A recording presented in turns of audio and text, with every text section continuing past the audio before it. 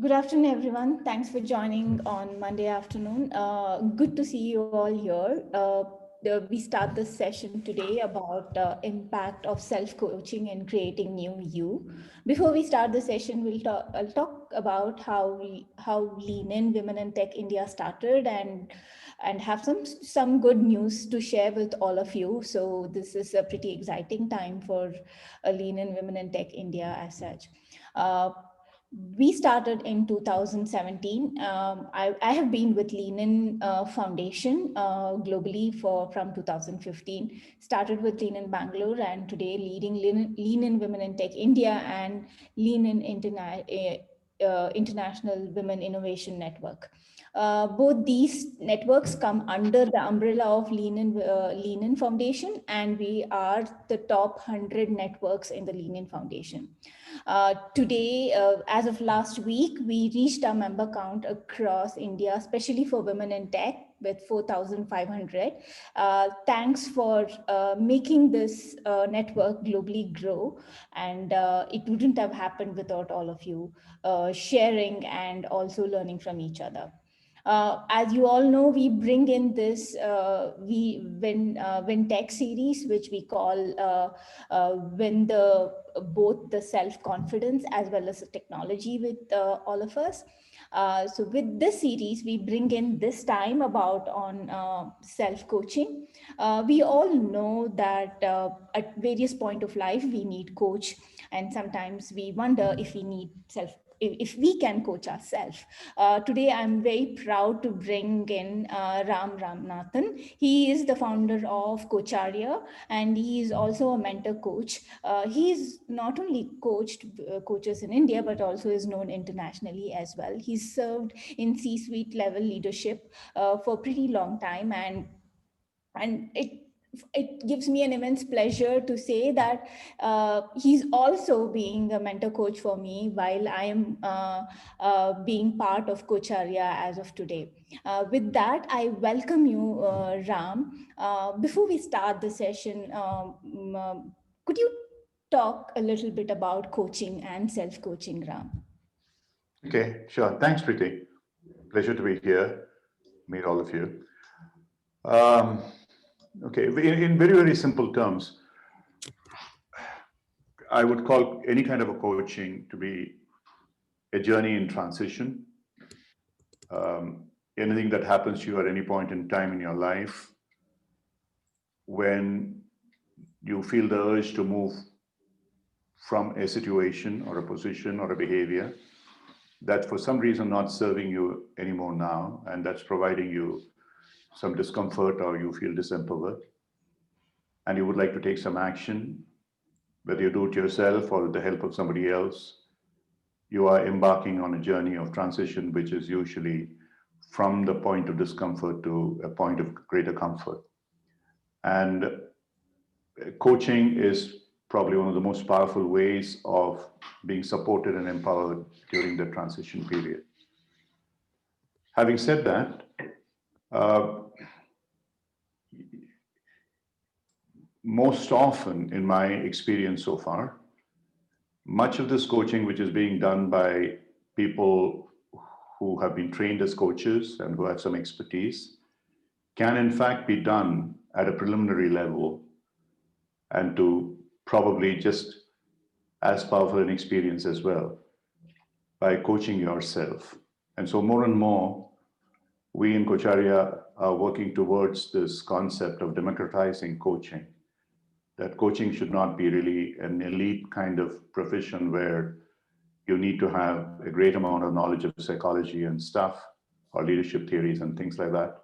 But for many other purposes, we can reflect within, touch our inner selves, and find what's really holding back. Because in any of these transitional journeys that we talk about and we come across in coaching, it's not so much that is something that is an obstacle externally that is stopping us from moving forward, but it's very often it's an internal belief system or an internal incongruence in terms of what we truly believe in and what we are aspiring towards values, a mismatch between one's aspirations and fundamental faith and beliefs, that whether it is real or unreal, very often unconscious, that is what blocks us.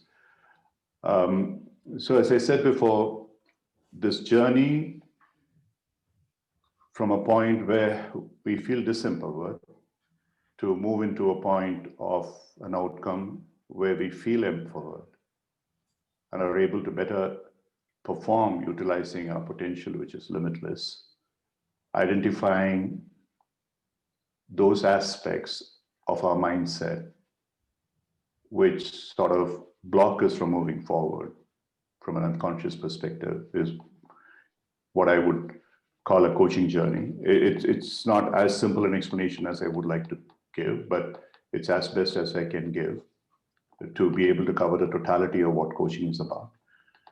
And when it is done by an outsider, an external coach, the process should be non-directive, non-judgmental.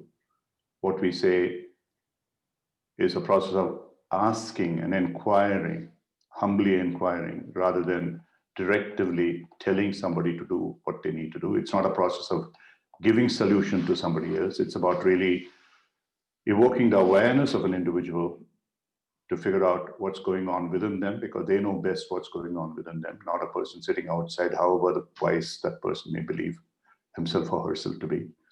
And also coaching, as different from therapeutic practices, especially psychotherapy and so on, is very much a future-oriented process. It's really working towards an outcome in the future rather than going back and trying to fix something that may have happened in the past, which honestly, we know from science today that doesn't quite work. How much we try to fix something that has happened in the past, unless we have a very, very clear need for us to move forward, which is outcome-oriented, it's not really going to work, which is why a lot of psychological therapy doesn't actually work. I'll stop here, Preeti. Yeah, I know you mentioned coaching is a journey. It's a journey that we have to take. It's an evolution that one needs to make for the coaching, right?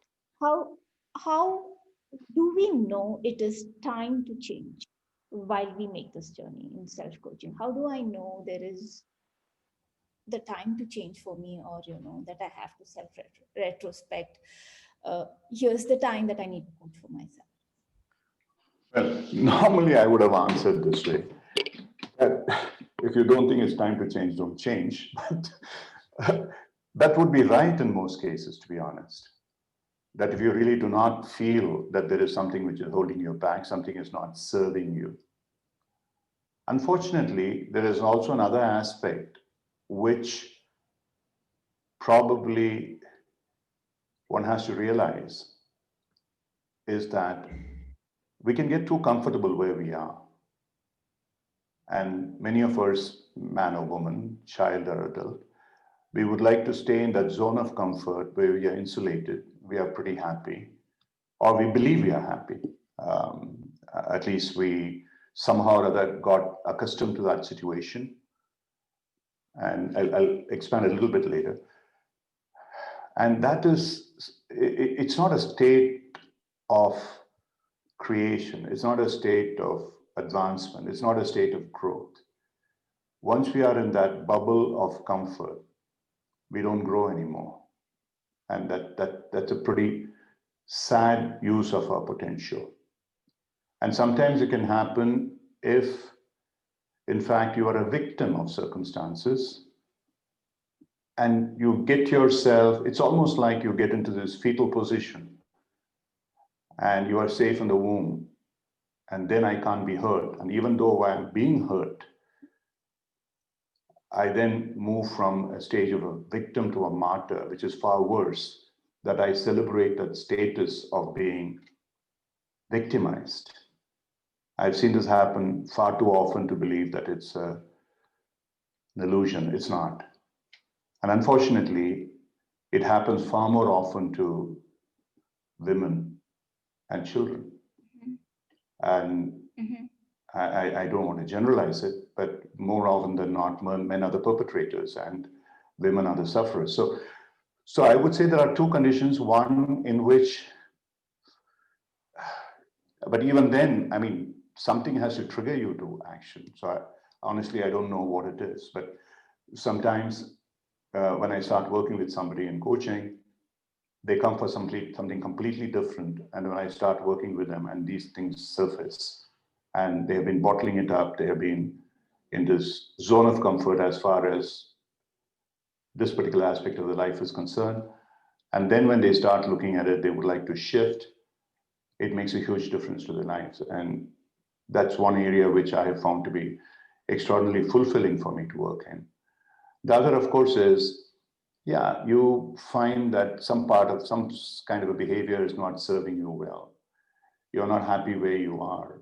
You feel that, look, everybody else moving ahead, I'm not moving ahead, and therefore I need to move ahead. And these are probably other normal, let's say, reasons for people seeking out a coach or moving on a coaching journey.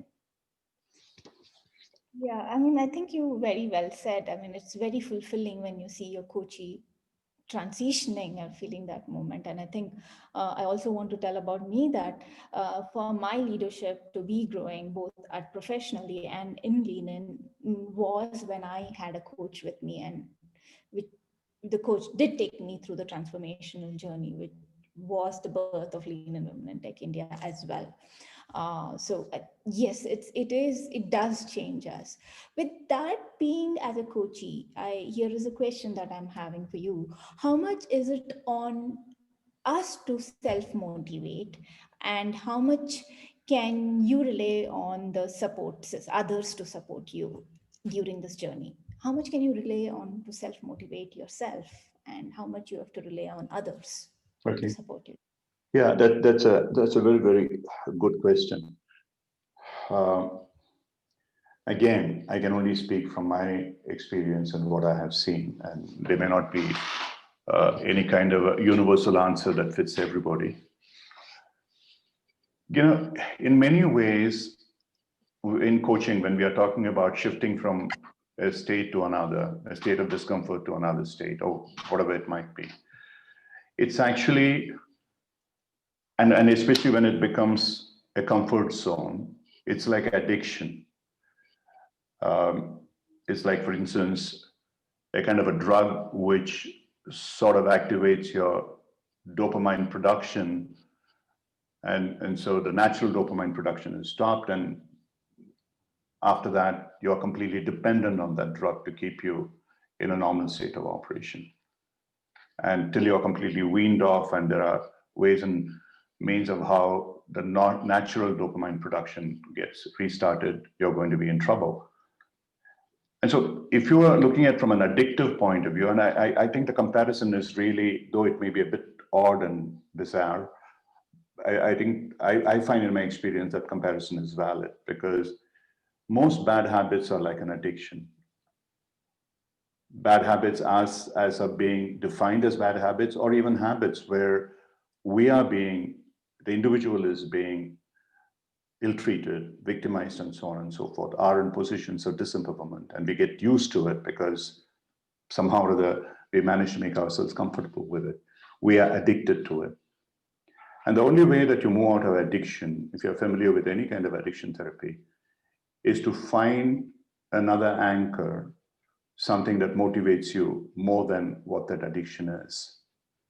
And therefore, at the core of every coaching, there has to be that deep desire for the individual to move out of that situation.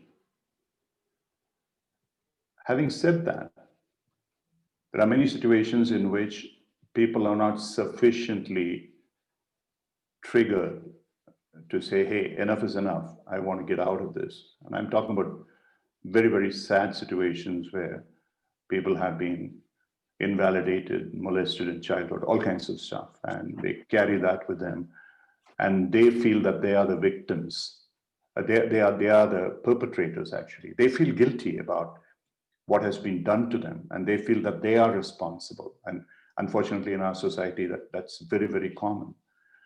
And in that kind of a situation, when they do not open up to that possibility of wanting to shift and not being motivated.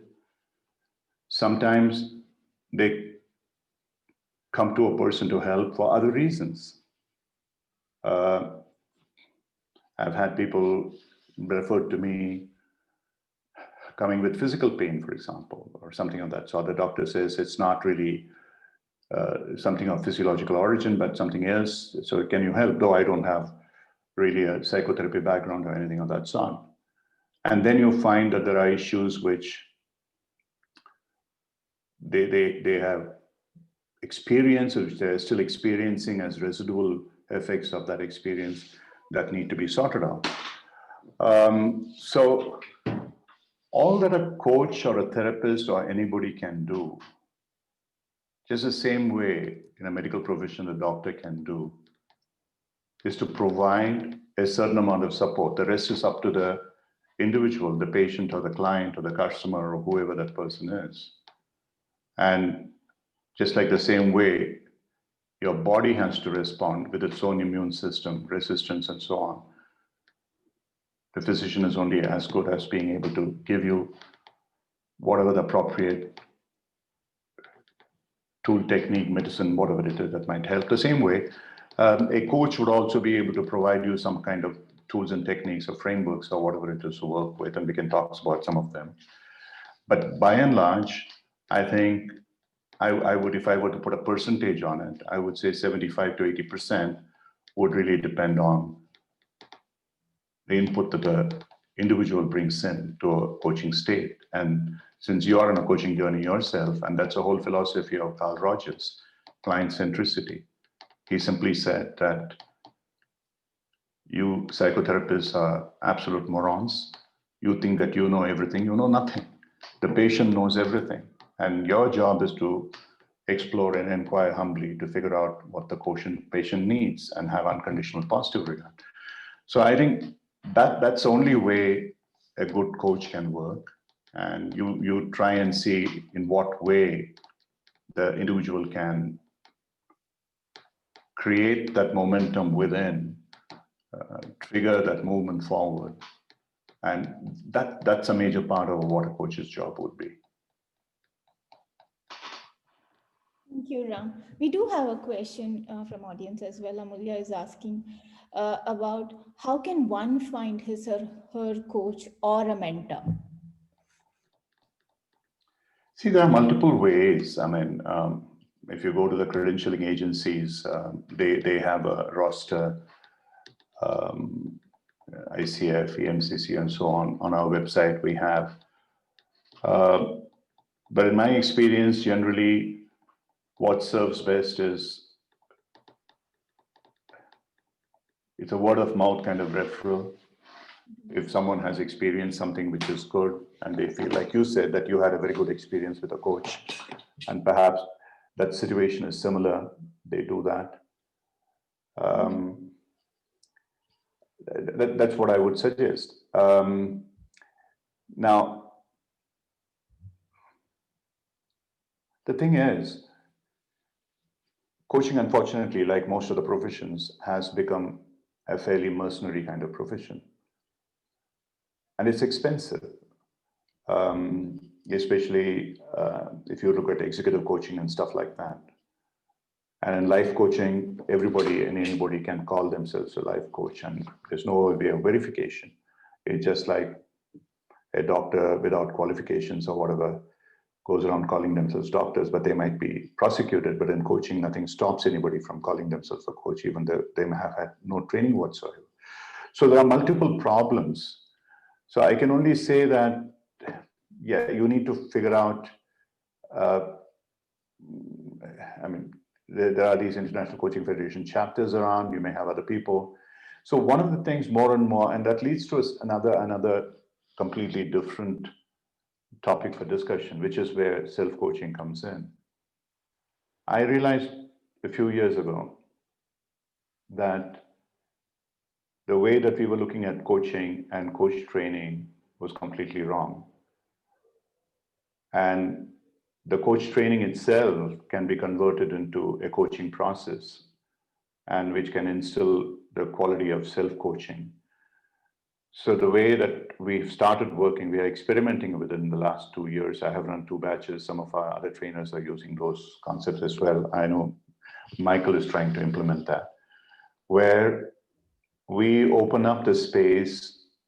You work with a cohort of maybe 10 to 15 people. You open up the space for very, very, very deep discussions about personal problems that people have. And then you pair them up, either in twos or sometimes in threes.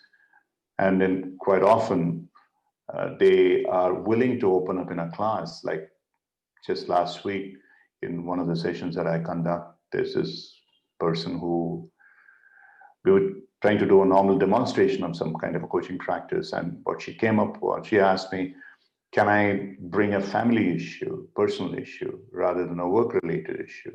I said, that's up to you. It's totally your call. And it was an extremely powerful personal dilemma. And she opened out her heart. And as we started discussing that, layers and layers opened up. And this was just a period of about 40 minutes. Of course, a lot more work has to be done. But she started realizing that the problem that she came up with as some kind of a superficial solution wasn't really a superficial problem. It was much, much deeper. And it led to much larger issues, many more childhood issues, and so on and so forth. So,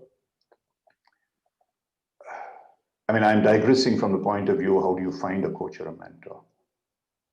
So what I'm recommending more and more to people, especially at executives level and so on, when they come to me, I said, come and join our training classes rather than going through a coaching process, because it's going to probably be cheaper for you.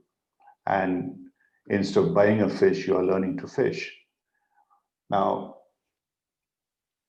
but unfortunately, that is still expensive. The coaching like you are going through, it's compared to global rates, it's cheaper, but it's not cheap. For an average person, it's not cheap. A couple of lakhs, 3 lakhs, sometimes maybe more, all that. So what we are trying to do is now to create forums where, like you said, the Create Your Forum at very, very reasonable kind of pricing.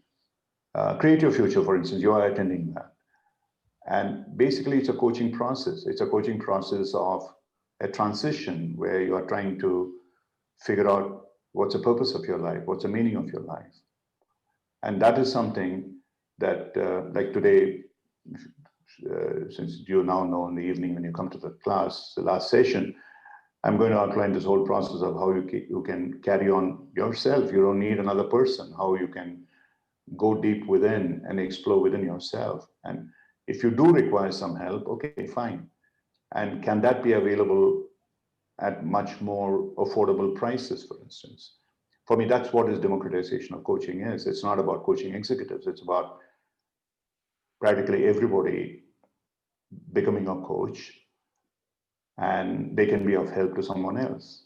And that's the most powerful situation that can exist, that we can support ourselves as smaller and larger networks.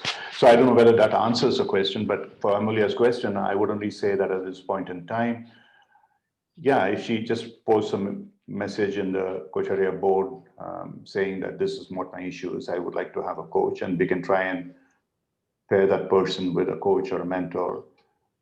Again, I would like to differentiate between a coach and a mentor. While there are many things in common, when you're really looking for a professional kind of issue or a skill-based issue, you really would look for a person with background who can mentor you in that sense. But if you're really looking for something which is to do with shift in behaviors, attitudes, and so on, you would be looking more for a coach. So based on that, we can try and help you fit that. And we do run programs regularly, both for groups and individuals, which are pro bono. So that's a possibility as well.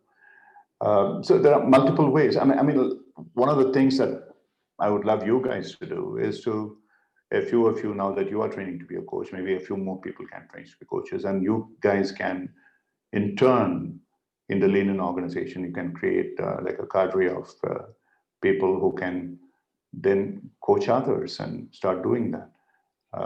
That is something we'll be tremendously happy to help you with if you choose to do that. Yeah, I think that's a wonderful thought, Ram, and you know me that I will be more than happy to help the women around with the benefit of self-coaching. Ram, as we go through the topic on impact of self-coaching, can you talk a bit more about how these self-coaching can create impact within us, and how do we coach ourselves? Is there any tools that we have to do? How do we coach ourselves? Okay, let me give you a bit of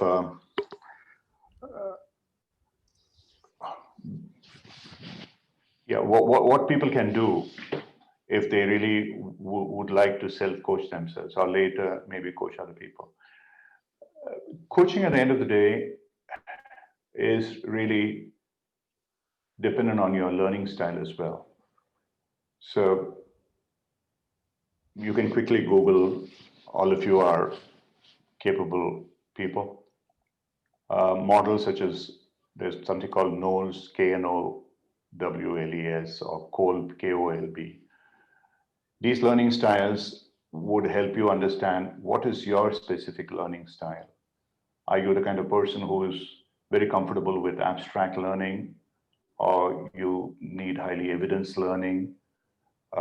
Those of you who are familiar with Myers-Briggs, for example, whether you are a sensory person or an intuitive person, that would also help you realize how exactly do you want to go about that, even the self-coaching process or being coached by other people. You learn by actual outcomes. So you need to experiment with everything that you do, and you find out this is what is working for me, this is not working for me. And some people are more in terms of theoretical basis work. Some people are much more on practical, pragmatic kind of work. In general, my own experiences, and again, I don't want to generalize it too much, but in a very, very large macro scale, women tend to be far more practical and pragmatic, perhaps less interested in abstract. And so something where they'd like to see what's happening out there and in the present moment helps them to learn better. So when you are trying to coach yourself, it's usually then much better to sort of take small steps. And this is what I want to see in the next week or 2 weeks or whatever it is, and start with that process for one. Another is that there is something called the Bloom's taxonomy, which is about the whole process of how learning can take place, which is starting with things like you first need to remember what you're sensing and learning, and then understand what is underlying that, analyze that, synthesize what's coming up. From there, you want to create your own model for what you wish to change. And in a way, this is very similar to a very powerful ancient wisdom from our Vedas, which is called Sravana Manana Nidithyasana. So you start with Shravana, which actually technically literally means hearing, but it's all about all other senses as well, what you read, what you visualize, what you view, and so on.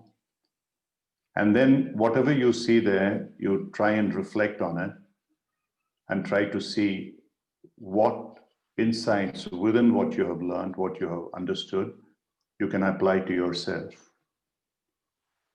And then practice it and see what really happens. That experiential learning, action learning, is what is the most powerful. So within this, there are two elements. One is about the learning itself. How do you learn? Through what kind of pattern do you find yourself to be more adept at learning? Some people are very good at visual learning. Some people are good at auditory learning. Some people are good at experiential learning. What is it that works for you? And from there, move into a state of reflective practice, which may include At the end of the day, for instance, a simple practice would be for about 10 to 15 minutes, just go back, play in your mind's eye whatever has happened during the day. What is this standing out for you as something unusual, positively or negatively? What does that tell you? How have you behaved? Could you have behaved in a better way? Is something else would have served you better? And then perhaps journal it. And then based on the journaling, if you're smart enough, you decide that you want to take some action. What is it that I can take action as? And you can even visualize what is that action that you want to take, and take that action, and there's a feedback loop that is happening. Just to give you an example, I mean, despite all my whatever past background, I'm a meditator for decades, and I teach meditation, all kinds of stuff. So I was out for a walk in the morning. Something happened. There was a young person who was running around without a mask, and there was an older guy who stopped him and, of course, berated him for not wearing a mask. That's okay. And then he also told him, look, it was a fairly large kind of circle, as it were, around the lake. This old man was walking, or I was walking as well, in a clockwise direction, what we typically call the pradakshina. And this young guy was going the other way around running, and he sort of berating him, how dare you do this? You are not supposed to do it, and so on. So it happened a couple of times. I crossed these two people. And the third time I really lost my shirt and told that guy, young guy, you just carry on.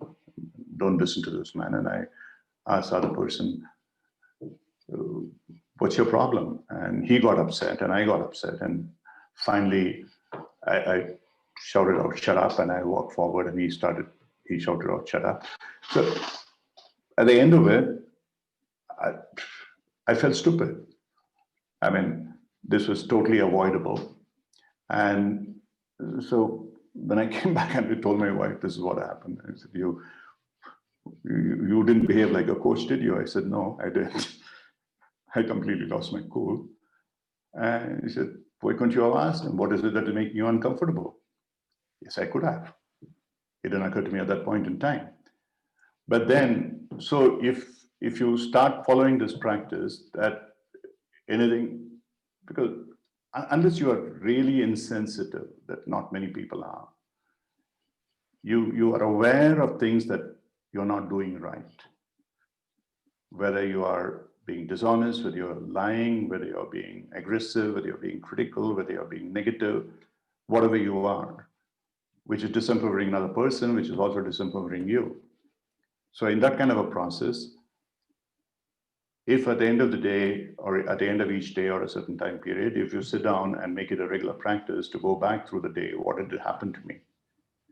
Of course, now that I have practiced it so often, so I don't need to wait till the end of the day. Immediately I try and sort it out. It doesn't happen again. And thankfully, I have a spouse who's far more wise than I am. So I'm able to talk this through with her, and then she's able to help me. So find somebody else within your small circle of people who you can talk to honestly and openly and authentically, and figure out what's happening with you, or reflect yourself, and then try and do what needs to correct that behavior. Journal it so that you know the patterns that are happening through this. So if there are any specific questions anybody has, I can answer on these. And so the self-coaching is not anything very mysterious, and self-coaching is not always just self. It's also about you're discussing with people who you trust. It doesn't have to be a professional coach. It can be anyone who really has your best interests at heart. And they may not be very kind to you. They can point out saying, hey, what you're doing is stupid. And it's worth it listening to them. Very often we don't, because we get offended. We want to move away from that space. But you need to differentiate between what's going to help you and what's not. And based on those insights, can you really plan a way, just like you do in coaching, which is about, hey, I'm having a situation which is unhelpful at this point in time, disempowering. I need to go to a state where I'm happier, I'm more confident, whatever it might be, the end result that I want. And then keep inquiring within myself, what is it that needs to change in me? What is today happening that is not serving me well? It may take time, but unless we get familiar with that practice of connecting with our inner self and asking those questions and getting the answer, even an external help is not going to help you. Because somebody else may give you a solution. If I work with your coach and as a coach and I provide you a solution, there's not much likelihood it's going to be sustainable. Because my DNA is different from yours. My experiences are different from yours. My solutions are going to come from basis of how I have resolved my situation based on my experiences and my DNA. They will have no relevance to you and may look very attractive because, hey, this guy has had so much of experience and he's telling you. It doesn't mean a damn. And it may work in a short period of time when you get attracted to it and you believe that it's going to work. But on a sustained way, you would not be able to make that work for you. This is unfortunately the case in many spaces where people become solution givers and trying to help other people, and it doesn't last very long. Thanks, Ram. I think you did very well said that when people come for advice, we ending up giving a solution which doesn't belong. But I think self-coaching is also connecting with our inner self to understand what is that is changing in me and why I have behaved in certain way. And journaling has been a great, powerful tool that I have used myself as a coachee as well as a coach. I think the journey with the journaling is a very powerful self-reflective processes. And those two questions which you said, hey, what is changing in me and what needs to change in me, or why did I behave the way I behaved? These two are, and most importantly, the feedback that you spoke and the action that you need to take every day to make that change becomes very critical. While this is there, we also have a question, which is a follow-up question to this. How to keep up the momentum in adversity, specifically on self-coaching? While we understand that, okay, right now I know I need to change, so I am changing. But how do I keep up this momentum specifically in the adversities? Yeah, I think it may not necessarily be the answer that most people are looking for. The momentum depends on truly your commitment and determination and motivation. And if it's a situation that you want to get away from really, really badly, you would keep up that momentum, you would move forward. And if it's not, then of course it's going to be not that fast as well. When we do actual coaching work, we try and make the momentum happen by ensuring or trying to keep following up with the clients to, from time to time in between the sessions, which may be monthly sessions, to ask them questions. Hey, what's going on? Can you tell me this is what we agreed that we would do? So you need to have the self-discipline that in each of these kind of sessions that you have, the self-coaching sessions, which could be perhaps once a day if it's really truly critical, or maybe once or twice a week, sitting down and looking at, this is what I did and I'm not very happy with what I did. I need to improve. That didn't serve me. And this has been happening for a while. This is a pattern that has been repeating for myself. And now I would like to really think through this and figure out what are the things that need to change, where I would like to get to, why it is important for me, and also what is it perhaps is causing this kind of a behavior. It may not happen at the first level, it may be in layers. Having found out whatever it is and finding out something that I can do, the first small step in a journey of 1,000 miles as it were, then make that happen and practice that and see what happens. Let me take a very, very simple example. I worked with people who brought to me saying these people were very abrasive, they were very aggressive. There was this guy who was a fairly senior level in a MNC, and HR came to me and said, this guy is, he has a large number of women working for him, and he makes them cry. So cut a long story short, he was working on a belief. I mean, the first question that I asked him was, are you really the kind of person who doesn't like people and therefore you want to make them unhappy? Is that what really gives you the kicks? He said, no, that's totally untrue. I am a person who is extraordinarily extroverted. I love organizing movements and parties and events and all that stuff. No, not at all. Then I said, look, the feedback is that you are extremely abrasive and this is what you're doing. So he said, no, that cannot be. That's not true. And I had talked to a few people that this guy had worked with, and they were complimentary about him, but they said that he has this habit of, in a meeting, pulling up somebody and really, in the process of telling them that they have done something wrong, he pretty much destroys them. He doesn't know where to stop. So I said, what I have been told is that this is what you do in a meeting, in a public meeting with 20 people or something.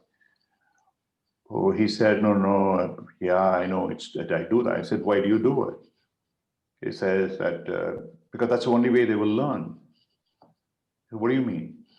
So if I keep telling them separately that this is what is going wrong or whatever it is, they don't listen unless I really make an example of them in this thing, I don't think that they are going to shift. So then on the spur of the moment, the only thing that occurred to me was I asked him, supposing you were in a meeting as a group with your boss or bosses, and they turned around and picked up something that you have done wrong, and they did exactly the same thing to you, how would you feel about it? He said, I would thought for a while. He said, I would feel miserable. I would feel like a worm. I would like to have the earth open up and swallow me or something. I said, then why the hell are you doing this? Because this is what you are exactly doing to other people. So it was like a flashbulb went off in his mind. And it seems very simple, but this has been a pattern that's been working with this guy for several years. And unfortunately, this was because he worked with certain companies. This was a pattern. Fear is the key kind of pattern. So he said, okay, I'm going to change. I said, fine, you're not going to change just like that. But let me tell you what. Please announce to your people that you are going to change, that you're not going to criticize anybody in public. And if you do, even slightest level, you would invite them to raise their hands.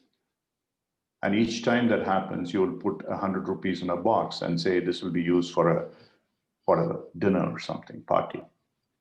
So he called me up. We were supposed to have once in 4 weeks meetings. He called me up and after about 10 days and said, thanks to you, I have lost $5,000, which means he did it 50 times. So I said, now this is not going to work for you. So make it 500 rupees each time this happens and let's see what happens. By the time I met him 4 weeks from then, he says, yeah, now I have learned my lesson because it cost me some $30,000 or $40,000 or something. So you have to, unfortunately, you have to have a cost. We don't learn unless there is a pain. So if you want to know how to get momentum, the simplest answer that I have is there has to be a pain in some way. Or the pain can be, well, it can be in many ways. I don't know, there was this amazing piece of writing that I saw from this guy. Many of you may have heard of him, Mahesh Bhatt, who's a producer, director, all that. And I think Alia Bhatt is his daughter, I'm not quite sure. This guy said he was an alcoholic and his wife left him because he was an alcoholic. And he said that he couldn't change, he couldn't just give up. And then he had this baby, or his wife had a baby, and with a great amount of reluctance, his wife agreed to let him come and see the baby. And he was trying to pick her up and hold her in his arms, and the baby turned her head away. And he said at that moment, it was like he received this massive blow. And he said, if I were to live, I need to change. He said, on that day, I decided to give up drinking. I stopped drinking. So I'm not directly relating it to self-coaching. And of course, you must have gone through a lot of stuff before that. But you need to have the defining moment where you decide to take action. And once you do that, once or twice, and you find this is working for you, based on the cost otherwise of not doing that, then you find you are able to apply it to smaller things and move forward. This has been my experience as well, because all this learning that I had didn't come out just like that out of some wisdom that descended from heaven onto my head, but because of traumas. So the best way nature teaches you is through traumas. But then if you're sufficiently intelligent, once the first trauma happens, then you start learning for yourself.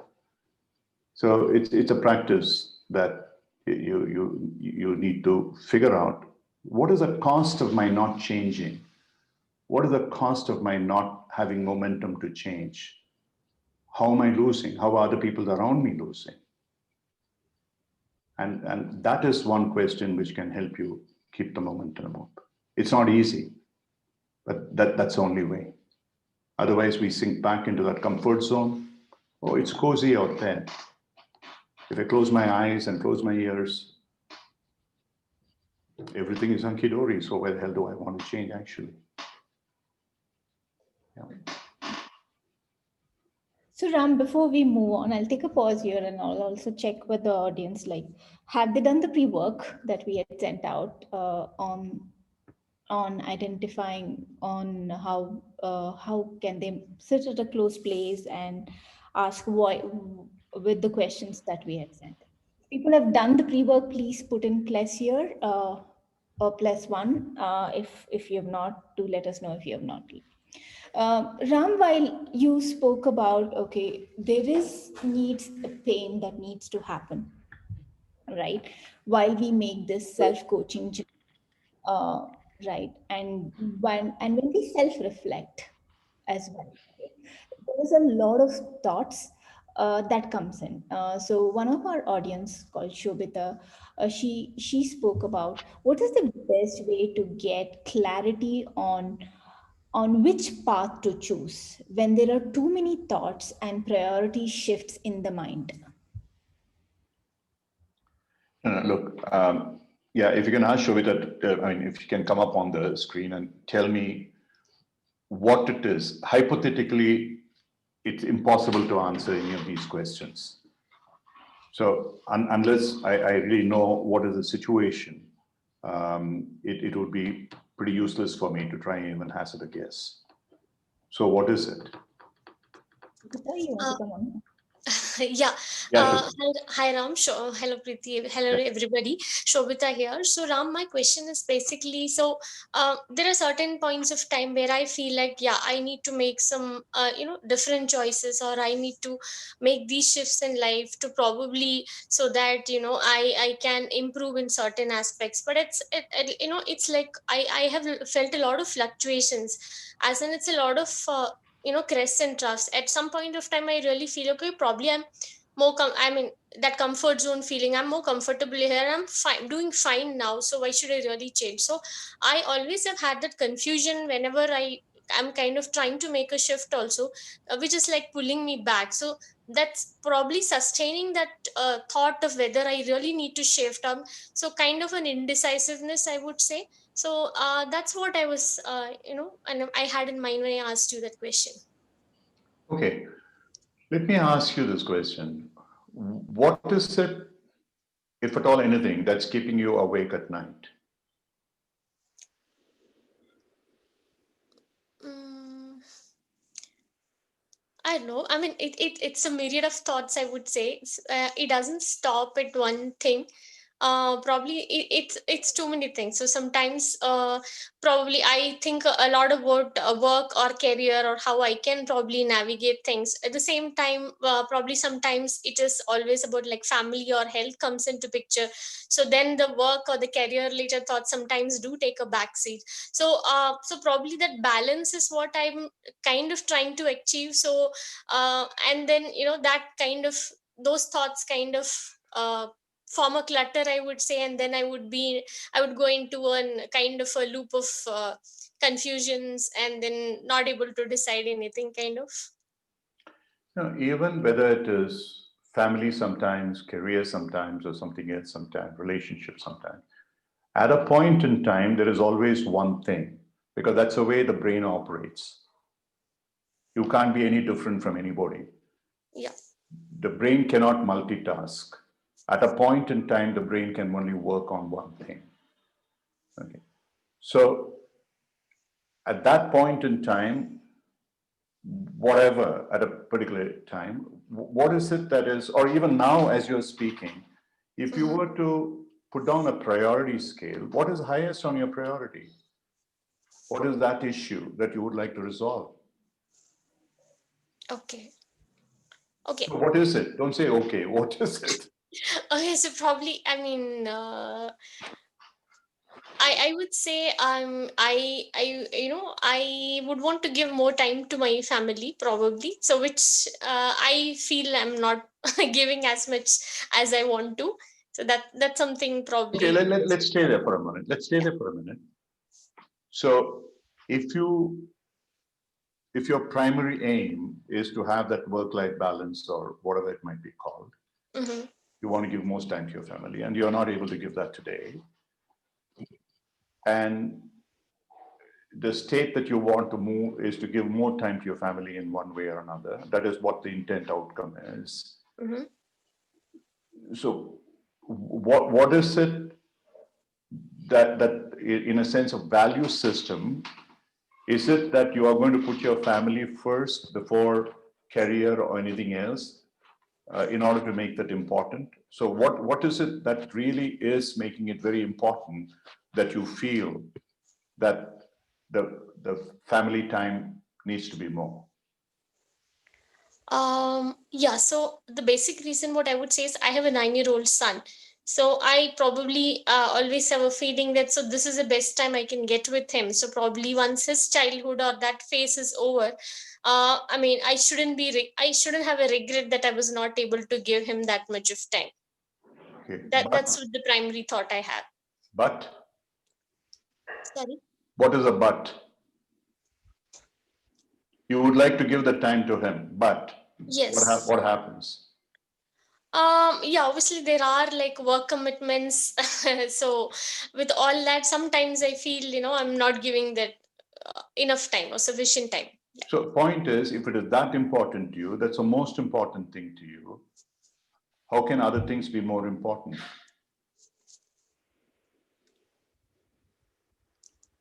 Um, so if you ask me, so I would say that work is also important, or I mean, that's something I really love to do, and that's like a part of my existence or my individuality as well, apart from being like a mother, or being in the family, or being the mother to a son. So that's something that's a part of my individuality, and that's something I really love doing. So and I'm pretty much committed to, if I take some responsibility, I would also feel that I own that as much as it is. So that way I feel that's also equally important. I mean, I cannot compromise too much is what I feel. But you are compromising, aren't you? Yeah, maybe to some extent, yes. I mean, extent is up to you to decide. I mean, have you read this famous book, what's her name? The Glass Ceiling, Why Women Cannot Break, Mary Ann Slaughter. Yeah, I haven't read yet. You haven't? No. I think all of you should, because that's one of the most powerful writings ever. And where this lady was very senior administrator, she was in the White House, aide to Bill Clinton, things like that, professor. And she gave up everything because her 2 teenage children needed time with her. So for 5 years, she went incognito.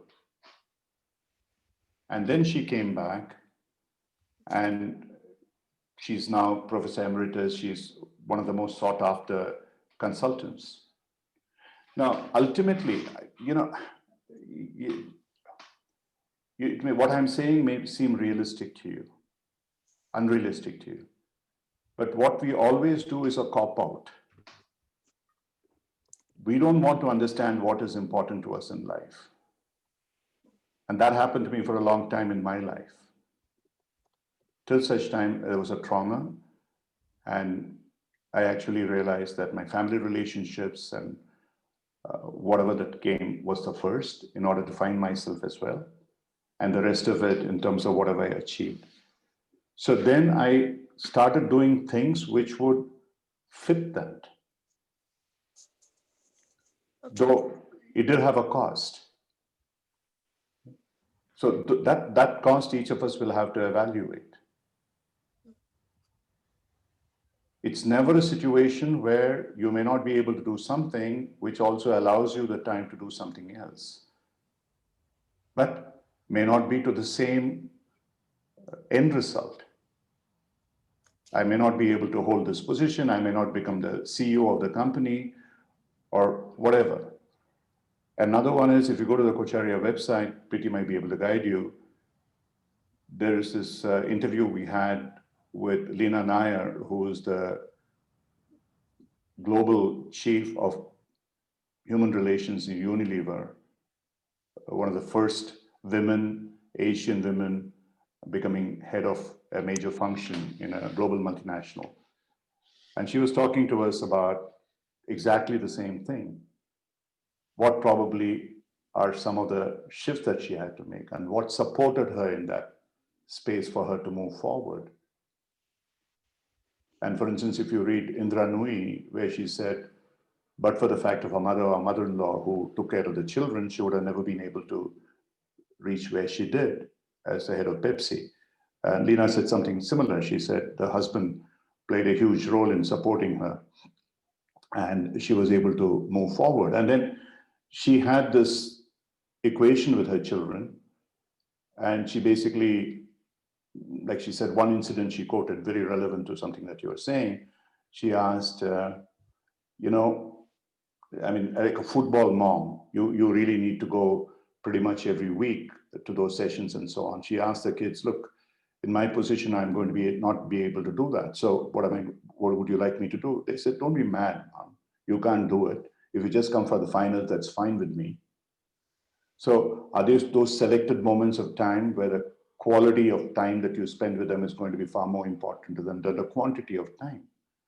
I don't know the answers. You know the answers. You are the mother, right? So you need to figure out. So the self-coaching is really about those kind of things. What is that most important thing for me? If it's a 9-year-old son or tomorrow 10-year-old son or whatever it may be. So at the same time, I need to do something else as well, which is also a necessity, even though that may not be the highest priority in my life. I need to do it for whatever reason. Now, how do I make them coexist for me? This cannot give. There is one which cannot give at all. That has to be done. But the other can be in some ways modified. Okay. So that decision is a hard decision. I'm not saying it's easy. But that decision, each one of us has to take, right? So it's not about the indecisiveness. What you are torn between is, yeah, if I do that, what is the cost of it? And sometimes you may have to, from that sense, think about the worst case scenario if that goes wrong. And here you cannot think of a worst case scenario with your son. So about the work, otherwise you have to say, okay, what's the worst that's going to happen? And you might get courage from that. It can't be Okay, if that is the worst, it can be so bad, right? So it's I mean, I cannot resolve an issue in 5 minutes of conversation, but if you go through that process and keep thinking about it each time what is happening for you, you will eventually get to where you wish to. You will get an answer. Sure. Yeah. That, Thank you. that, that, Thanks, that's sir. that's all I can tell you at this point in time. Yeah. Yeah. Thank you. Thanks, sir. Yeah.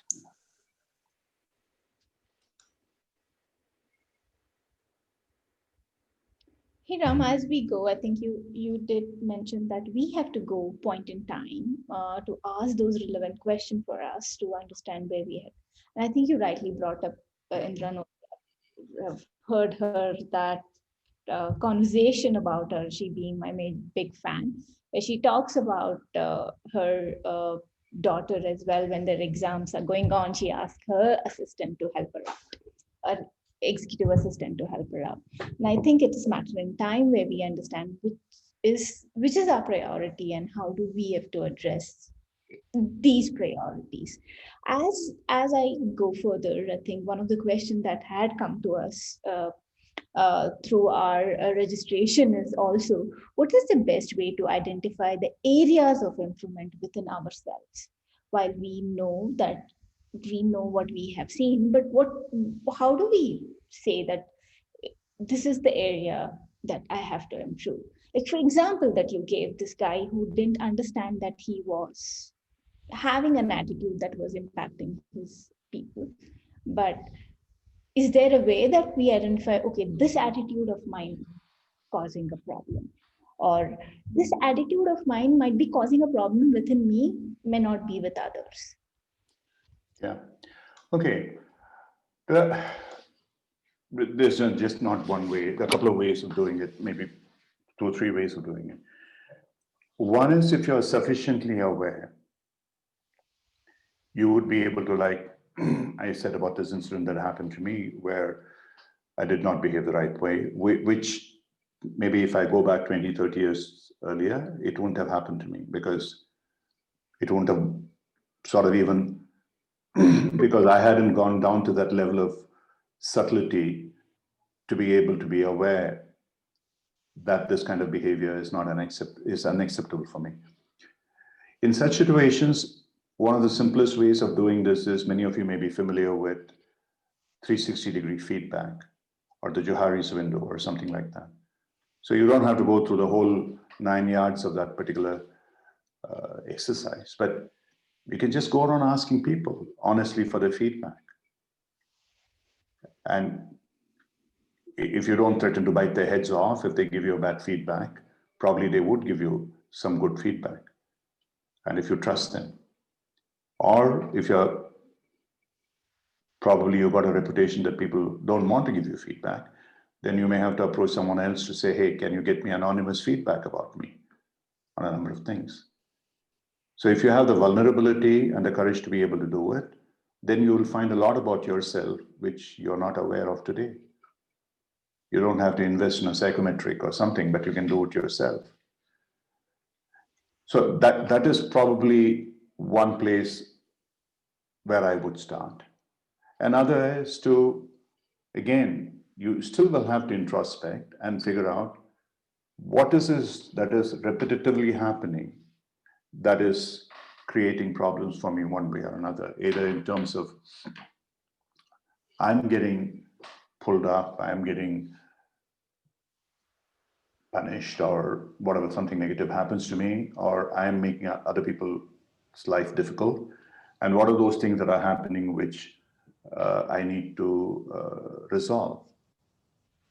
But invariably, look, anybody who is reasonably sensitive, I'll just go to a process which, in case you haven't heard of, it might be worthwhile. It's called Positive Psychology. The book written by Martin Seligman, Seligman, and the book is called Learned Optimism. Now, Martin Seligman, Learned Optimism.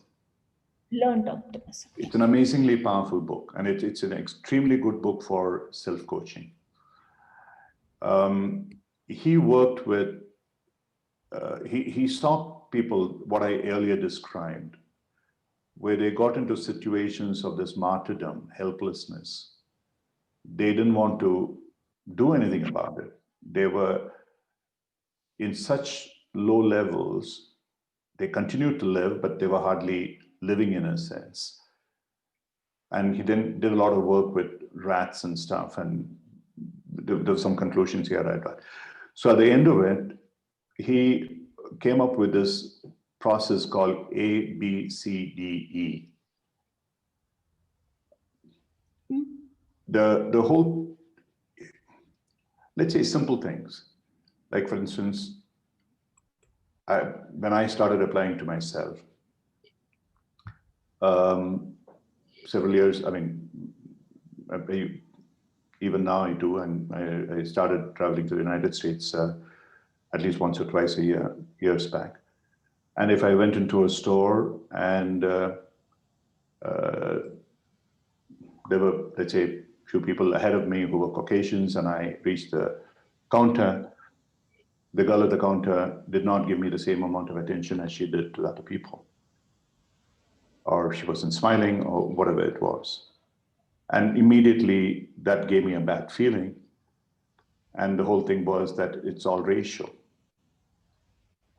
Now, that is a consequence of my feeling that and my feeling bad about it. The activating trigger is that girl not paying me enough attention as I thought she should. I'm not being validated.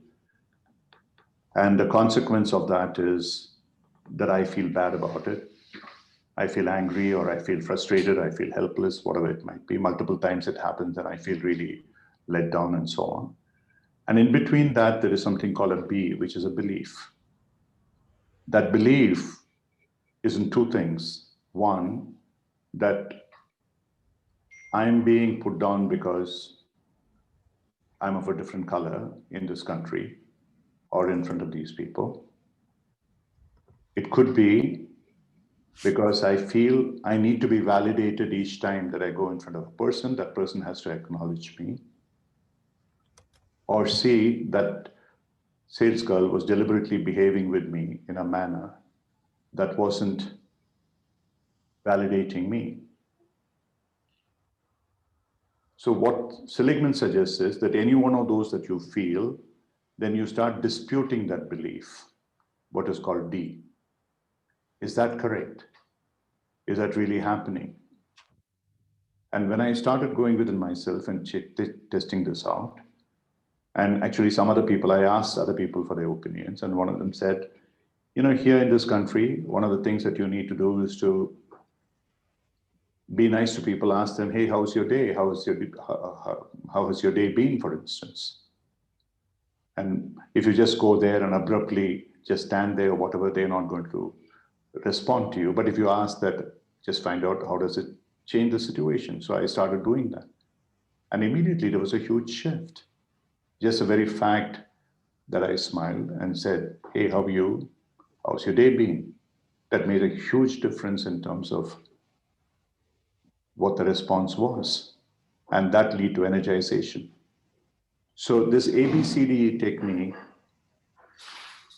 anybody reasonably intelligent can figure out that there's something that triggers them negatively, that triggers them into disempowerment.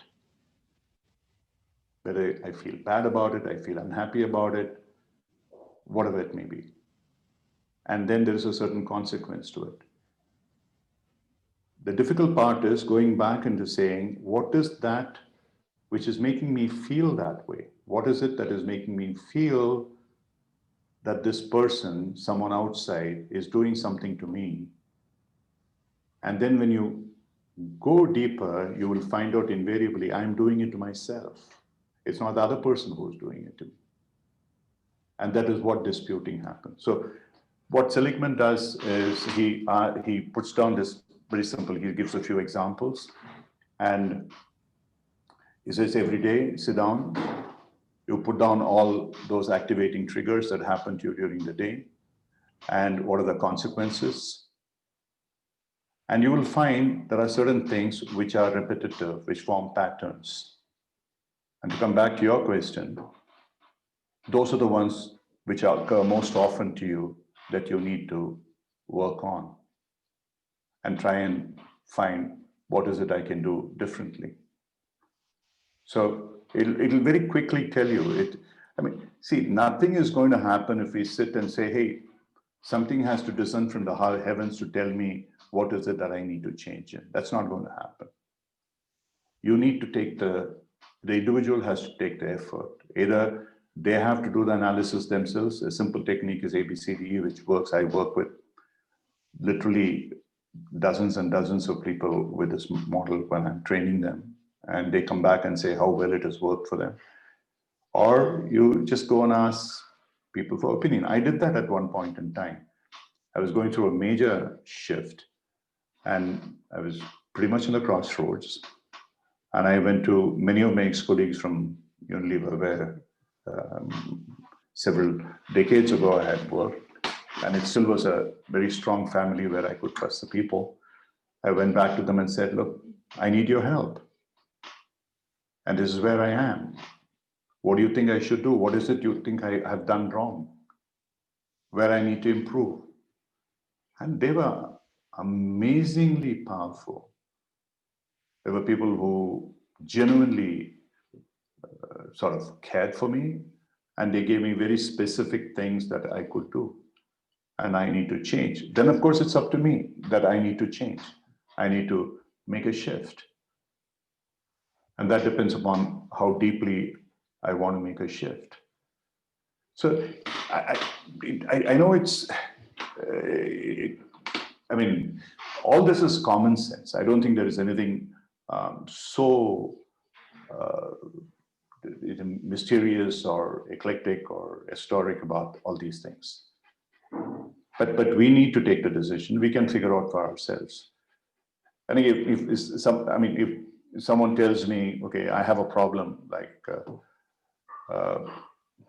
Shobita said, I think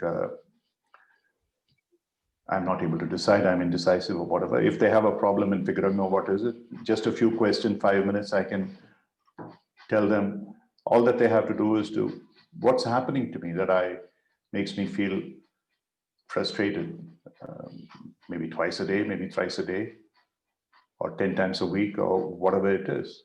You will find very quickly if you're, let's say, caring enough for yourself, about yourself.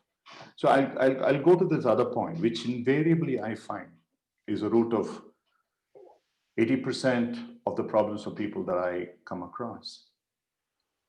This is our lack of self-love for ourselves because of a feeling of invalidation. We need to be validated by other people. And I find this, unfortunately, far more with women than men. The trouble is, and I have talked at length with my daughter-in-law, Magda, our CEO, various other people.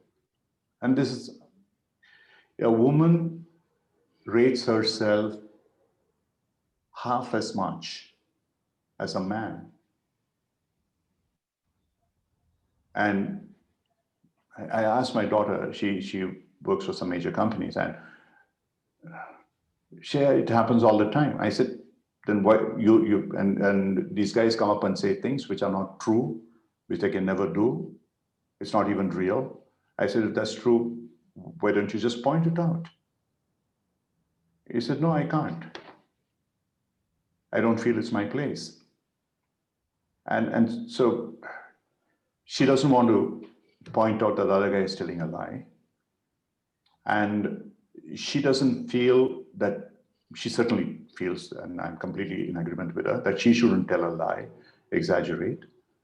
So she's reduced to a position where till the organization finds out that these fellows are talking absolute BS and what they are saying is not going to work, sometimes things work out. Generally, it does work out, but it takes time. But during that time, you have tremendous amount of frustration. So this constantly keep happening. That is one part of it. The second part of it is, for whatever reason, a man has much thicker skin than a woman, much less sensitive, so can brush off and walk forward if somebody insults or not being acknowledged, appreciated, whatever, or probably turn aggressive. Whereas a woman would typically sort of feel bad about it and become more introverted. Now, very often, these are societal influences. Sometimes it's childhood influences.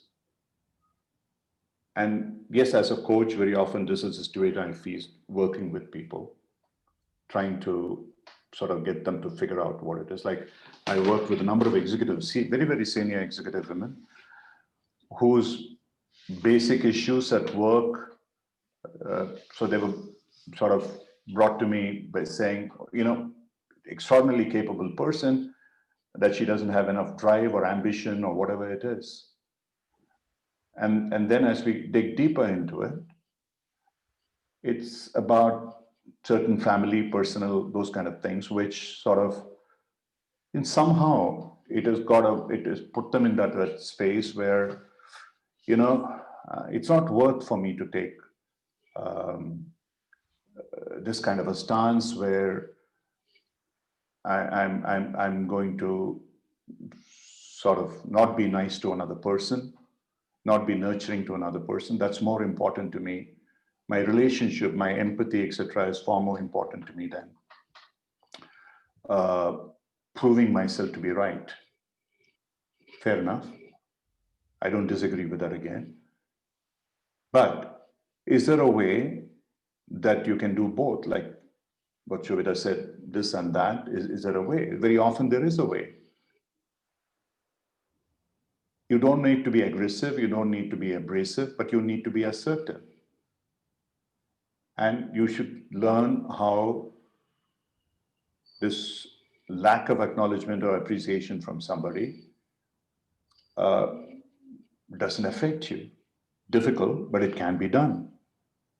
Which means that we have to become far more self-confident. We need to become far more loving of ourselves. And that you can do through meditative practices, for instance.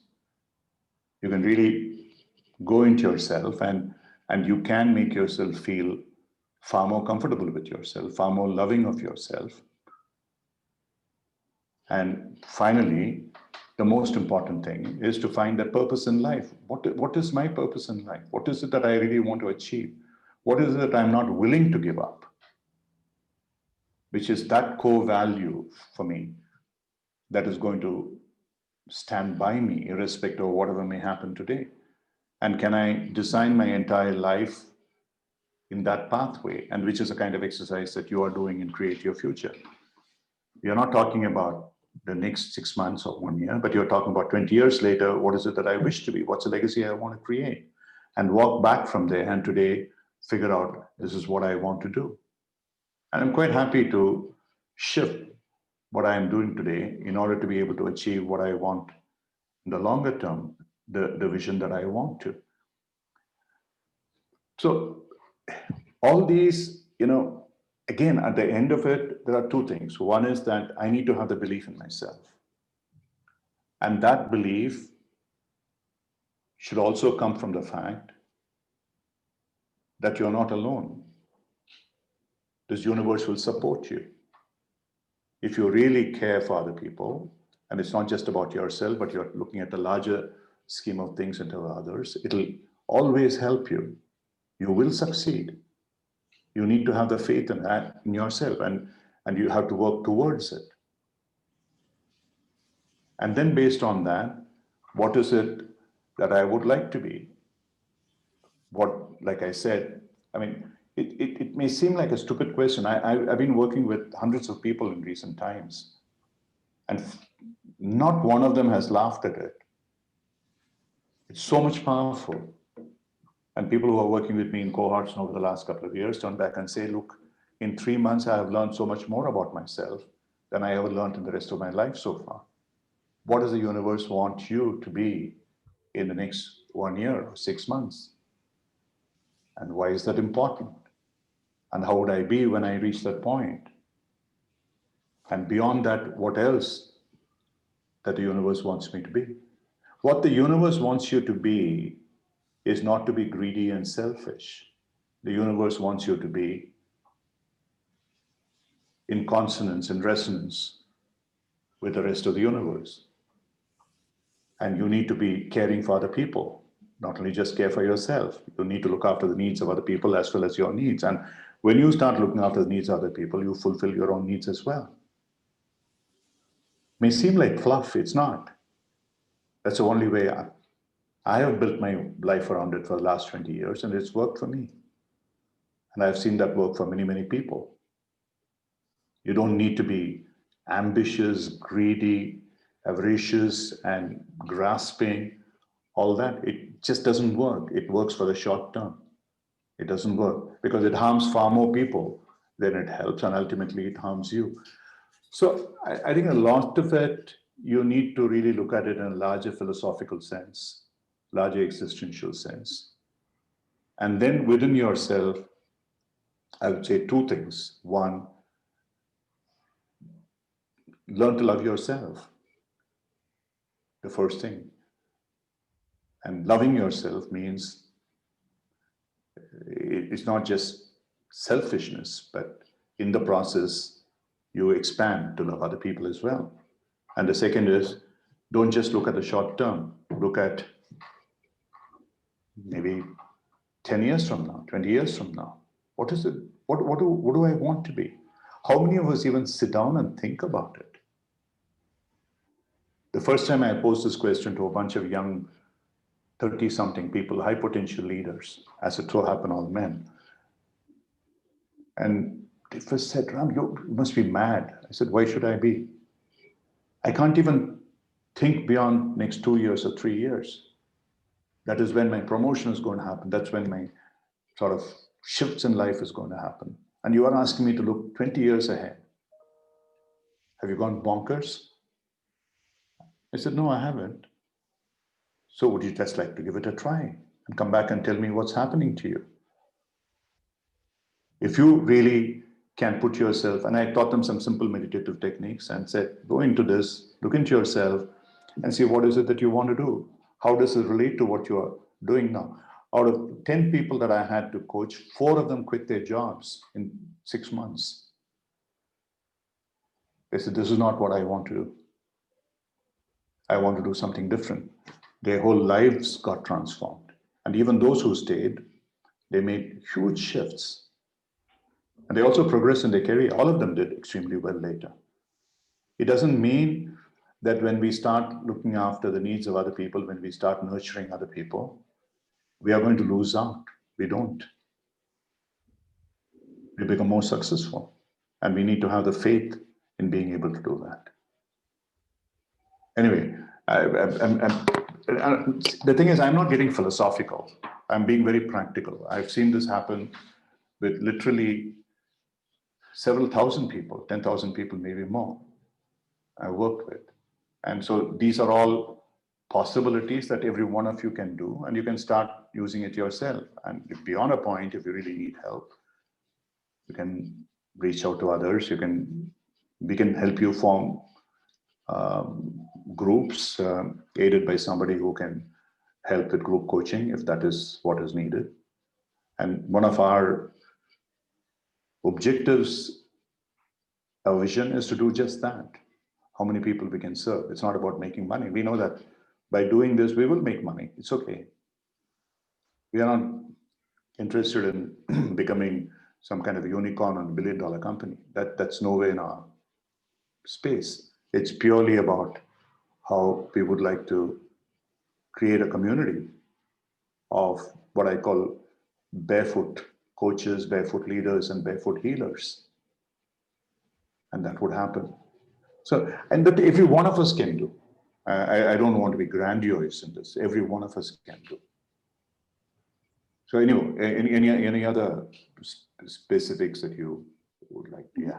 Yeah, I think you definitely did bring in a lot of value points. I think one important thing that we always miss in our daily life is self-love, which in turn actually doesn't mean that you're selfish, but you generate a lot of love when you become a caregiver for others. I think we get lost in that. And I also want to call out the point that you made, telling that women, I think recently Sheryl Sandberg also made this point in Women at Workplace report came out that women as leaders are expected to have high EQ versus men leaders. And I think that also comes into the value systems that we have been taught through or brought up as such, where to make that shift and asking for validation in women becomes much higher when compared to men. I think those were like very valid points, Ram, that you brought up. And I think one of the things for me to take away is definitely the self-love that you need to give every day. We do have one last question for the day that is from Amulya. Amulya, would you like to come on the video and ask your question, please? Sure, Preeti.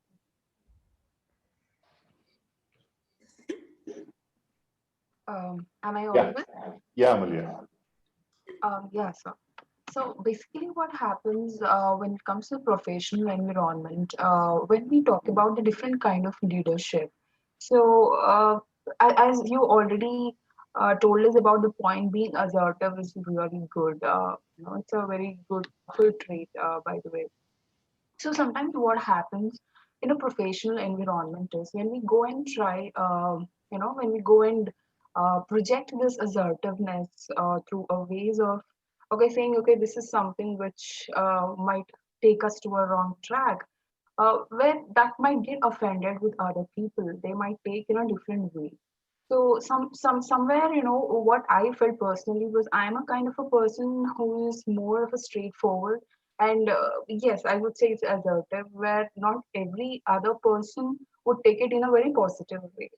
So on the other hand, I'm not also a person who can sugarcoat or go with a diplomatic way of taking up the things in front of the people.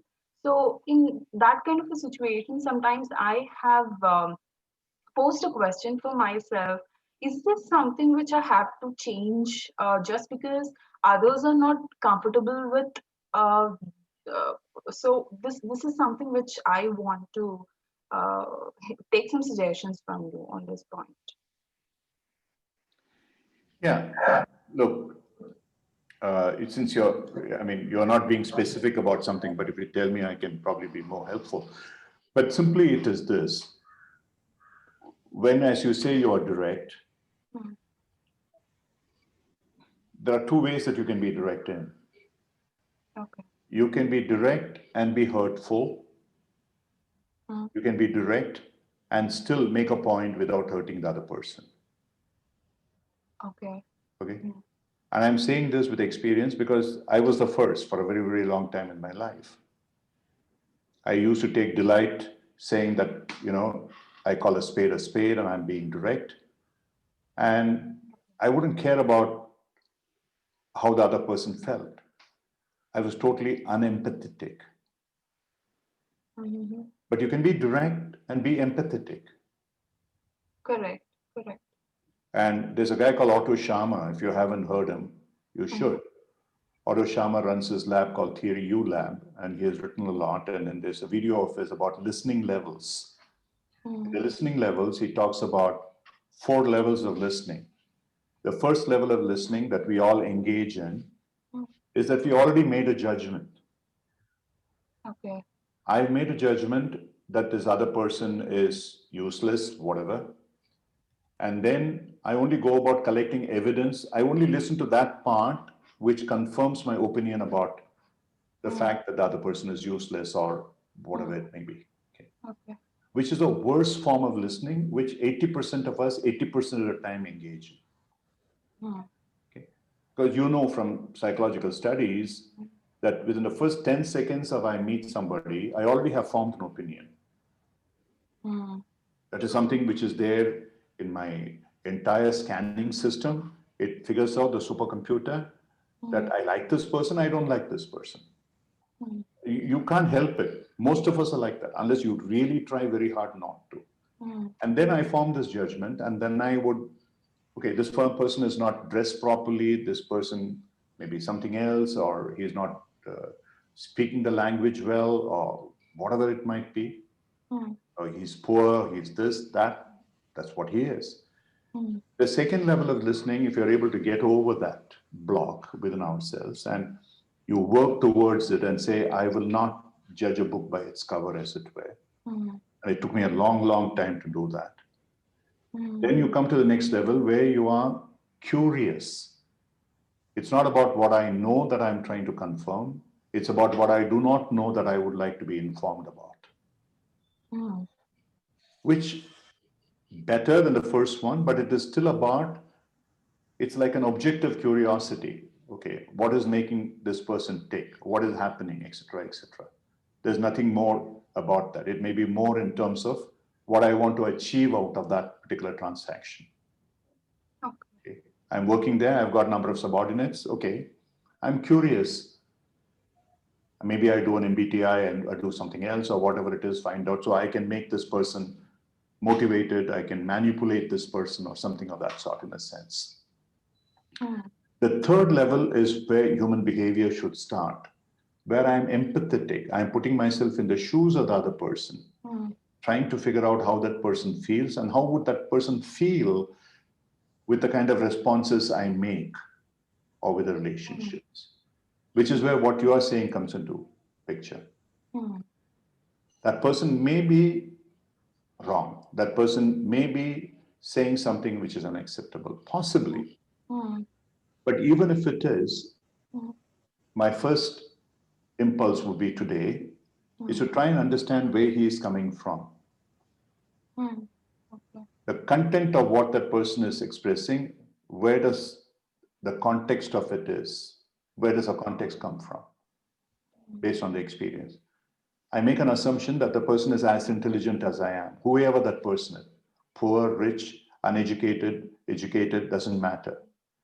He's as good as I am. But if that person is saying something different from what I'm saying, even if it's obnoxious, where is he coming from? Okay. And then you will find, once you have, that is what is, you're really putting your feet in the shoes of that person. You can always find some points of agreement between what that person says and what you are thinking very differently. There would be at least 5 to 10%, there is some commonality in all human interactions. Yeah. It's always possible. So start with those first. Hey, you know what? Listening to you, one of the things I find is this. It may be something as stupid as, you say that you come from this place. I've been there on a holiday at some point in time. There's some connection or whatever it is. Make that person comfortable. Make that person feel not completely antagonistic to you. Okay. And then you start advancing your case. Just try it. I call this OLAA, OLA principle. Observe where that person is coming from, what is the context of where his content comes from. Listen to the emotions of the other person. Is that person angry, sad, frustrated? Where is he coming from or she is coming from? And then from there, the third one is agree to at least a bit of what that other person is saying. Okay. And then advance your opinions. It diffuses the situation. And it's an empathetic way of reaching out to that person saying, okay, let's talk more. And invariably, that works far better than telling the other person, you're a goofball. Okay. Which is not going to work for anybody. If somebody were to tell you, you're a goofball, at that moment, you are just closing the wall. Okay. No, you would be interested even in listening to that person further. But if someone were to say, Amuli, what you're saying is absolutely great. You know what? I like the way that you put it. And I'm very happy that you stated this. But can we also consider this? So you will find a very different way of empathetic reaction that can be established. And the last is the most powerful, which if you're a coach, that's the only option that you have, is irrespective of where the other person comes from. And if you want to be a coach to that person, you want to see that person as the person wishes to be and has the potential to be. It's called generative listening. Can I place that person in that space where that person would be most benefited from? And how do I help that person to move towards that point? And for those of you who might be familiar, in the Mahabharata and the Bhagavad Gita, there is a particular chapter called about Vishwarupa Darsana, where Krishna comes up before Arjuna in his Vishwarupa. The idea is not for Krishna to present that he's a big guy. It is to show Arjuna that you can be that too. That is the whole purpose of that Vishwarupa Darsana. Krishna had no reason to prove himself.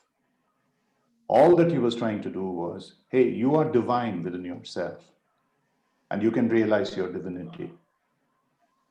So when you are working with a person in a much simpler scale, can you go to that level to say, you know, you have so much of potential in you. I see that, and that is where you belong. Now, what can I do to help you? Okay. It's not, again, it's not easy, because what prevents it from being not easy is our ego. We want to be superior to somebody. In Maslow's hierarchy, there are 5 levels. The 4th level is the cognitive recognition. From childhood, those of you who know a little bit about Maslow, we already have fulfilled the first 3 levels. Most of us, we don't come from Somalia or Yemen. So we don't have had problems of, we have never had problems of survival. We have never had problems of safety or emotional things, except for minor thing, oh, my mother didn't like me or father didn't like me, all that nonsense. But from day one, we have been fighting to prove ourselves with other people. I need to be in the first 2 or 3. I need to be successful. I need to be this. I need to be that. I need to be better than the next person. And when that happens without any foundation underlying them, each time we have a block there, we start yo-yoing down to the next level. This person, for whatever reason, I'm not being accepted, so I feel emotionally disabled. And the more times that happens, I feel unsafe. The more times it happens, I feel life is not fit to live. People commit suicide only because of that. There are far more people who commit suicide because of those reasons than out of hunger or pain or whatever. Just that emotional depression that sets in when you slide down that hierarchy.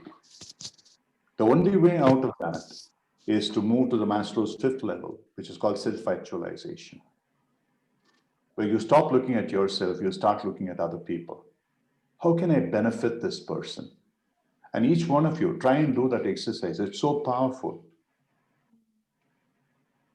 In what way can I, from today, start looking at people around me? In what way can I benefit them? And once that shift happens to you, you find your whole worldview changes. Actually, one last question. The thing is, one last point. In my case, the thing is specifically, if I have to say about the thing is, I will be going to that state after tolerating too much. So that endurance point, that reaches the saturation point where I just outburst and I would be going in a direct communication saying that this is something which is not acceptable and we have to change it. So Okay, fair enough. that's Fair the enough. way. But even then, Amulya, Hmm. my suggestion is, even then, that the fact that I'm no longer able to endure the situation can be put in a way that can be assertive without being aggressive or abrasive. True, sir.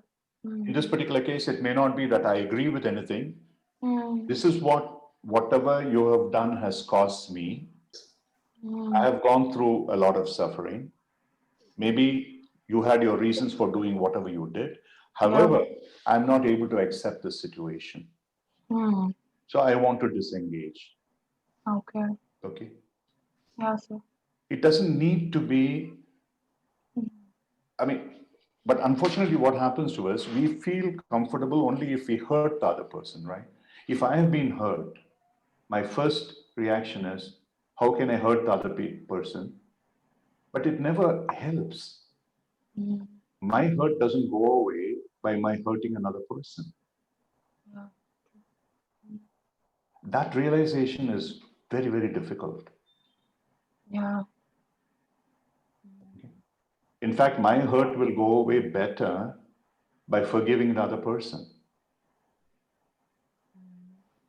And those of you who are interested, want to go seriously into it, there is a technique called Ho'oponopono, a Hawaiian healing technique, where actually you take responsibility for the problems of other people, which are none of your business. But in the process, you clean yourself. And on Kocharya, there's a blog site where we have written about Ho'oponopono. There are multiple such sources where you can, but all of them fundamentally are about how do I go beyond myself into a space where I genuinely start caring about other people. Even if they are undeserving, let's make that assumption. It's okay. They are, I mean, even a person like Trump, can one feel compassion for him and say, okay, he is what he is because of something probably I have done in my life that has created a monster like him. It seems strange, but there's a scientific basis for it. I don't have the time to go into all it. In quantum science, there's a scientific basis for it, which aligns with our Vedic philosophy. And there's a lot more that one can learn from there. Okay, but just try this. You will find that would be helping you. Yeah. Okay, sir. Thank you so much. Meenakshi, you had a question. There was a Vaishali, you had a Yeah. question as well. Okay. Can Yeah. I? Whoever, Vaishali, yours is, yeah, first, yeah. So I have had the experience of coaching twice with two different coaches. Mhm. And while at the time of coaching, it felt great, and they also felt that I was vulnerable enough to, open up myself and, figure out things I need to improve upon and where I want to be, kind of stuff. When I reflect back, it's been a year or more that the last engagement ended. When I reflect back, I don't see any breakthrough effect that coaching has had in my life. Whereas I for sure have a belief, because I have sold coaching with SHRM and many other enterprises. So I have seen the difference that coaching can make to a person's life as a professional and as a person. However, personally, that has not happened to me. So what do you think I need to be watchful or vigilant about when I attempt to do coaching the third time? Okay. You see, I don't know the details, but if, let's say, both you and the coach were comfortable with what I might call transactional issues, then in that case, yes, you would have had an awareness of what to do with it. When I say a transactional issue, for example, let's say a person wants a promotion, and I only focus on the fact that the person wants a promotion, and then I work around the details of what may be holding that person back in terms of getting a promotion. Something may do with skills, something to do with the communication, etc. And then you might find something that is helpful, and voila, that person gets a promotion, the person is happy. But what happens is within a couple of years, the person wants the next promotion, and the same thing doesn't work. Or the person is unhappy with that promotion, or something else happens. So one of the ways that we now work on, and this is based on realization of why coaching doesn't help always, is what do you need the promotion for? What is that value that is underlying the need for the promotion? Is it money? Is it status? Is it something to achieve in some other way? What is it? And in order to reach there, how much are you willing to give up? If someone is driving for a promotion, and that means putting in more number of hours and it's going to destroy their family life or getting transferred somewhere else or something else, etc., into a space, is that going to help them in the long term? So there are multiple such things happen. In your case, maybe that didn't happen, but whatever.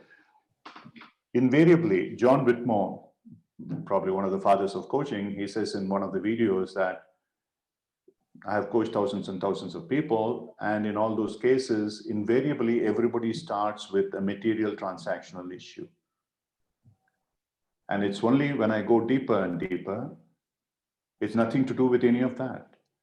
And the real issue, and this was a Britisher who started his life as a son of a miner and racing car driver, no philosophical aspirations, nothing at all. He said, there was a very deep need to be of service to other people. And that unless that need is fulfilled, that person is not going to feel fulfilled. And so that is what I work in. So from there, he moves into this space called transpersonal coaching. So which is one of the reasons why more and more many of us are shifting into that space where it's not about what I need to do now, today. Yes, that's important.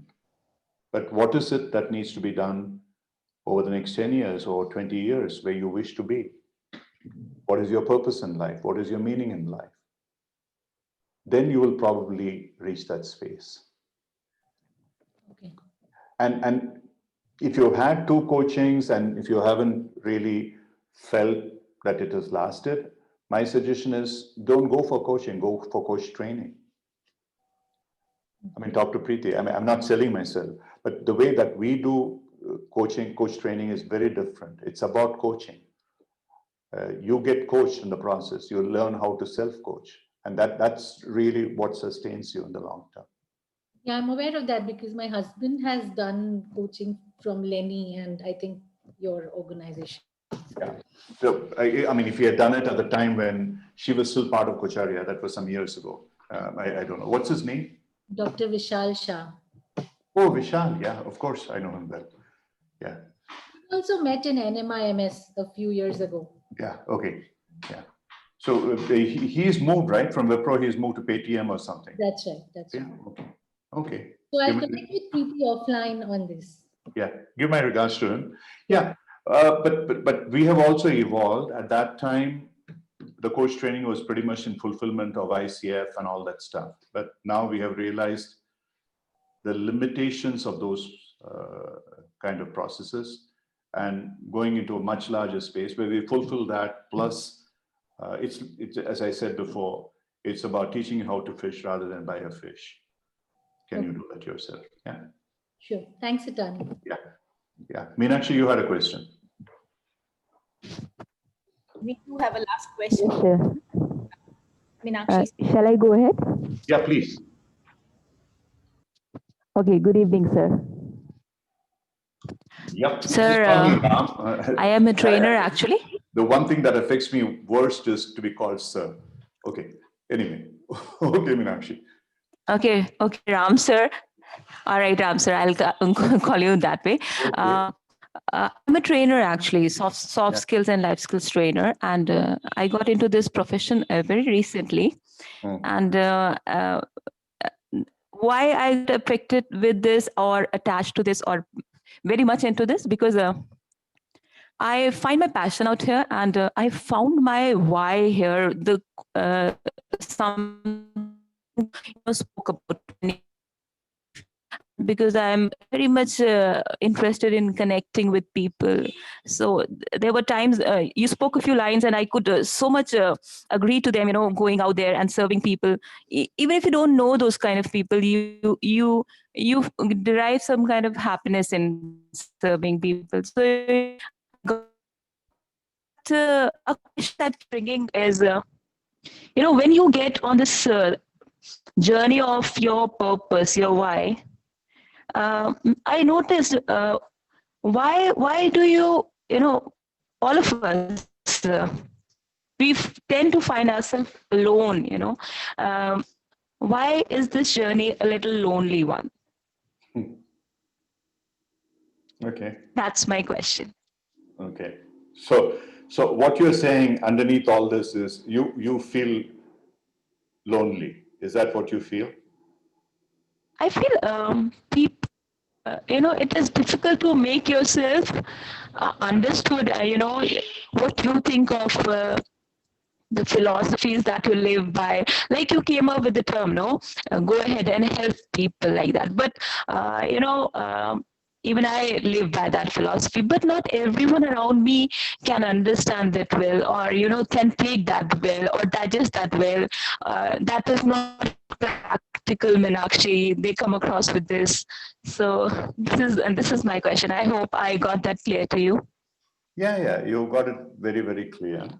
Okay, there's a difference between these two words, alone and lonely. Okay. Oh no, I got that word, yes, and I'm happy. I enjoy my solitude. Yeah, So but so you are alone, but you're not lonely. no.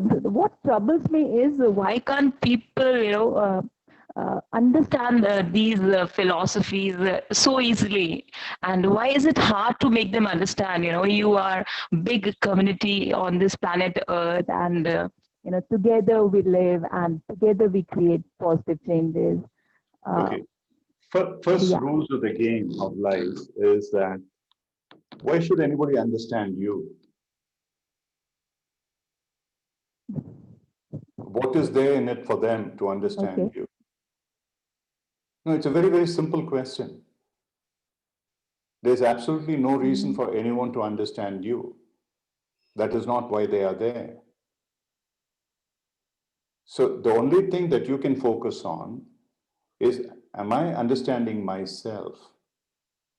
And if you feel at that point in time, you are in a space where you think differently from other people, and you are happy Right. and you are fulfilled, then I would call that space of being alone. And it's a wonderful space to be.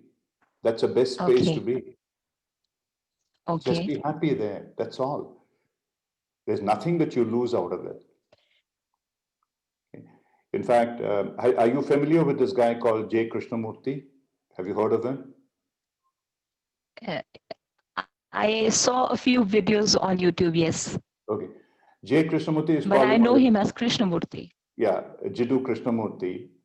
He Okay. was probably the greatest philosopher who's lived in recent times in India. And he, just one particular word of his, he talks about truth as a pathless land. Most people don't even understand what that means. What he means is that if somebody has already traveled that path before you, and there's a path there, that can never be your truth. So when you want to find your truth, you have to pretty much follow your own path. And when you do that, you always almost are alone. And that's perfectly okay. And that is where the whole concept of self-love, self-confidence, and everything comes in.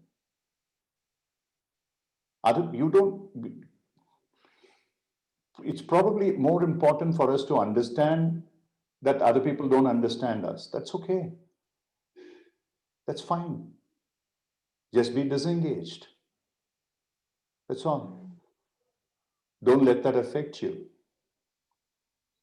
What are we going to gain by Thank you. having other people understand us? They don't have to.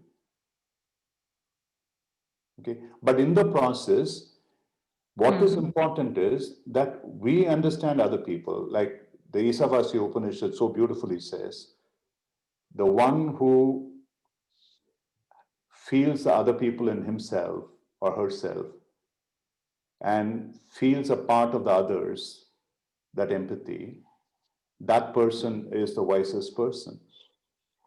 That is necessary. But you will never get to a state where everybody is that and they will understand you. That may not ever happen. Doesn't matter. So just stop worrying about it. That's all. I think the space that you are in, if you're feeling alone, I felt alone for several decades of my life, and I'm perfectly happy with that. That's okay. That doesn't mean I'm disconnected. Yeah, correct. Others may not sort of understand what I'm trying to say sometimes. That's okay. That's fine. But I still have the unconditional positive regard for other people. That's okay. Yeah, correct. Does it make sense to you? Okay. Okay.